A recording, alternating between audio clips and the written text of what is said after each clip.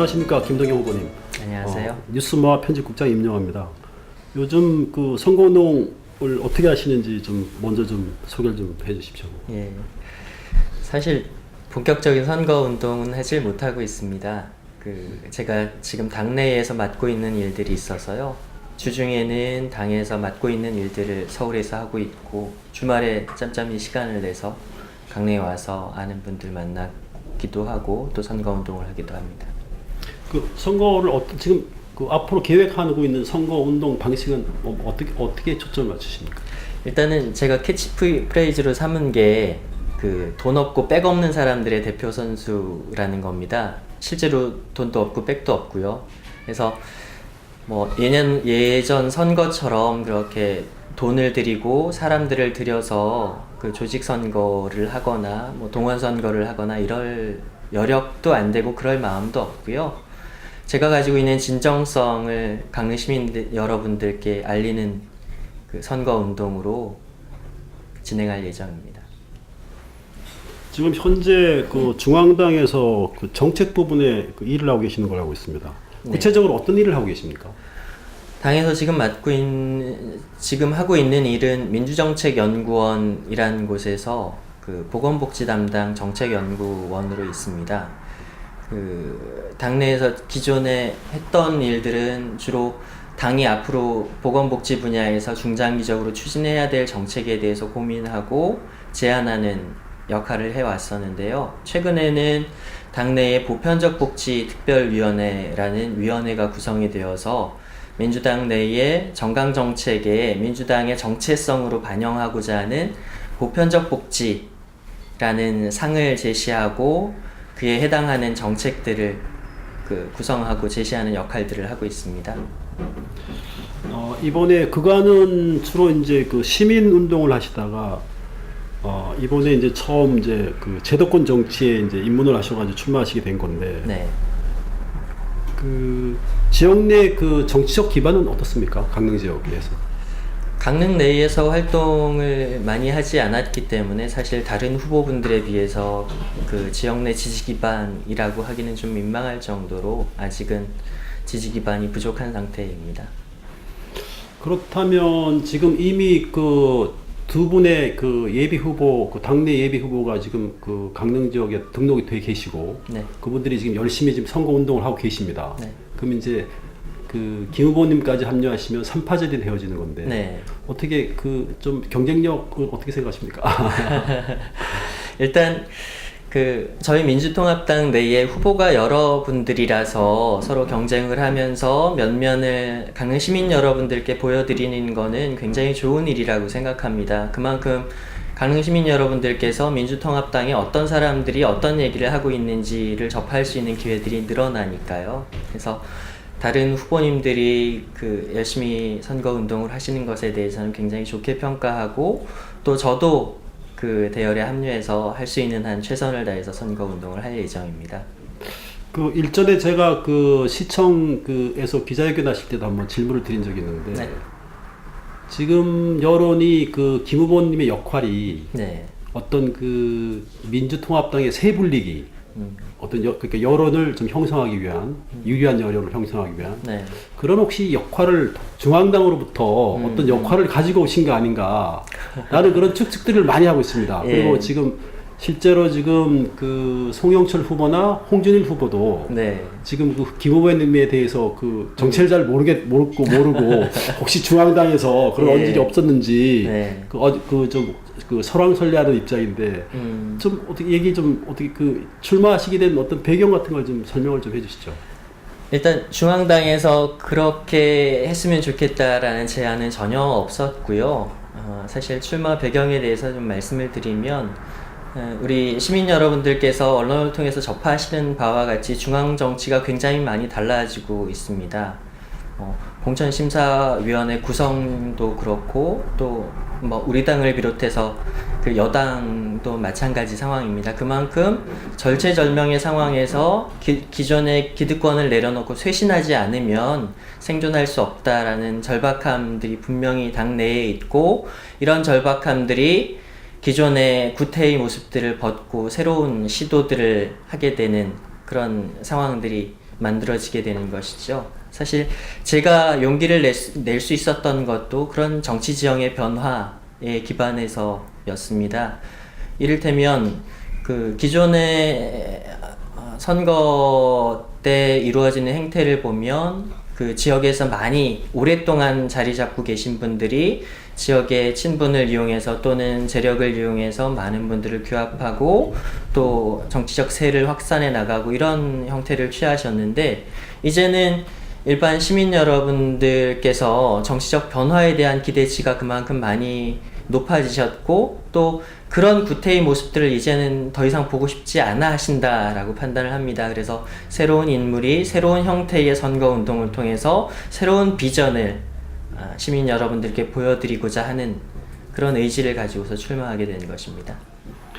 그 김 후보님이 그 경선이든 또는 중앙당 전략 공천이든 그 공천이 확정되시면 본선에서 당선될 그 확신이 있으십니까?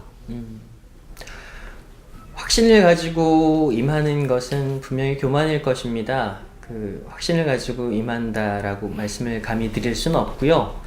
어쨌든 최선을 다해서 그 선거운동을 할 예정입니다.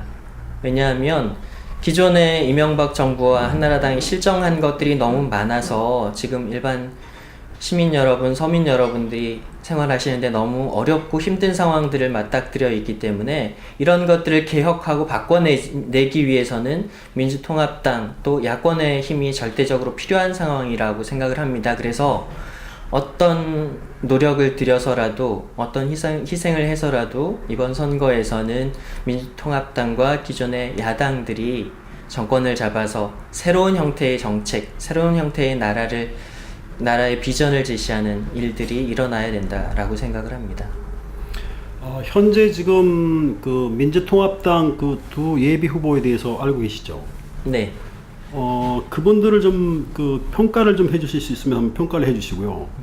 그 두 후보보다 그 김 후보님이 가질 수 있는 경쟁력은 어떤 것들입니까?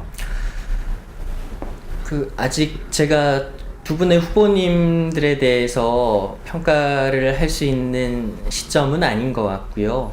또 그만큼 그분들을 뵙고 그분들이 어떤 면면을 가지고 이 선거운동에 임하시는지에 대해서 알지 못하기 때문에 지금 상황에서 평가하는 거는 무리라고 생각을 합니다. 다만 제가 그분들이 계심에도 불구하고 이렇게 선거운동에 뛰어들게 된 것은 제가 그분들보다 많이 경험을 했고 또 잘할 수 있다라고 생각하는 정책 역량은 가지고 있다라고 자신하기 때문입니다. 사실 제가 만드는 정책들이 민주당의 의견으로 당대표의 입을 통해서 발표되는 상황이기 때문에 이후에 강릉 시민들을 위해서 정책을 만들고 강릉 시민들을 위해서 그게 제도권 하에서 법제화되어서 실제로 국민들 생활에 실현된다면 그만큼 좋은 일은 없을 테니까요.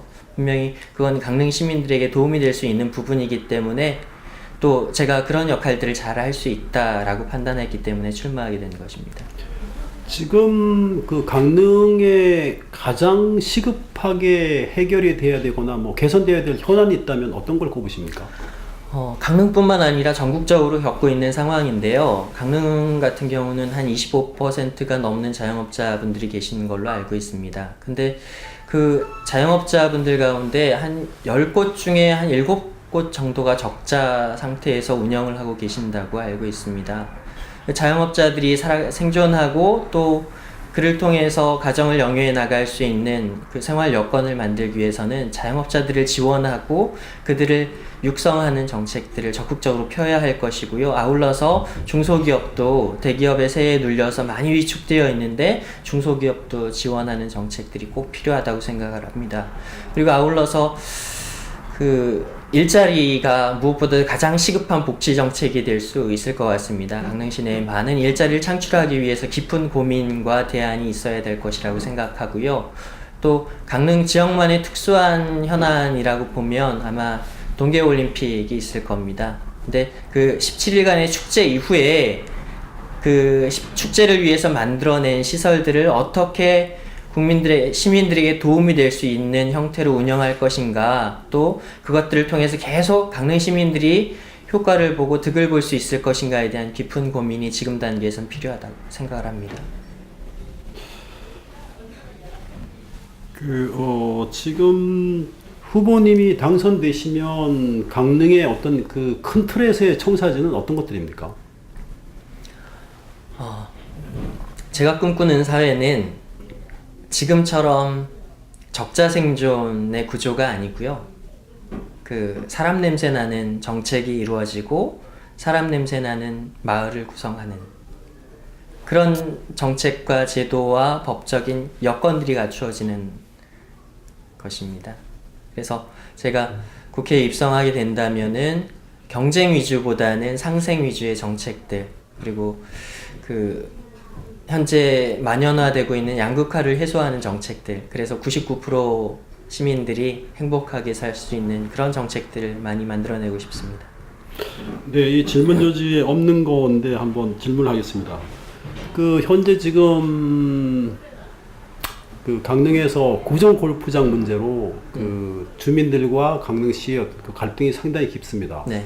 그 후보님 보시기에 어떻게 해결돼야 된다고 보십니까? 일단 골프장을 계속해서 이 좁은 곳에 그 자연을 훼손하면서 계속해서 골프장을 건설하도록 허가해 주는 것 자체가 문제가 있다고 생각을 합니다. 그래서 철회가 가능하면 철회하는 것이 가장 좋을 것이라고 생각이 되고요. 철회가 안 된다면 그 피해가 주민들에게 가지 않게 최대한의 대안을 마련해서 제시해야 된다고 생각을 합니다. 만약 국회에 그 진출하시게 되면은 이 구정 골프장 문제를 좀 챙기실 생각이 있으십니까? 지역의 현안인데 당연히 챙겨야 되겠죠. 그 유권자에게 혹시 당부하실 말씀 있으면 좀 부탁드리겠습니다.